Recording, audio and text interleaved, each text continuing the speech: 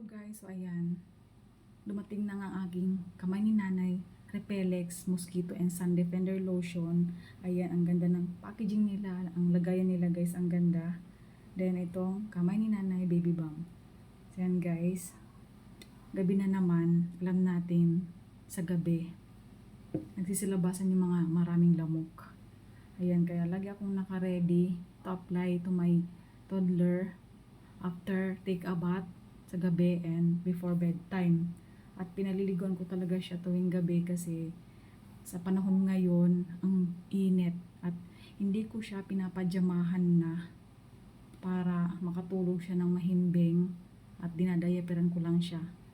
At ang ginagawa ko ito, ina-applyan ko siya nito bago siya matulog para to avoid mosquito bite. Ang ganda nito guys sa mga bata especially. Ayan, para hindi sila kagatin ng lamok. Kagaya ng sinabi ko. Ayan, I am 8-month user ni kamay ni nanay. Ayan, and then itong kamay ni nanay, baby balm.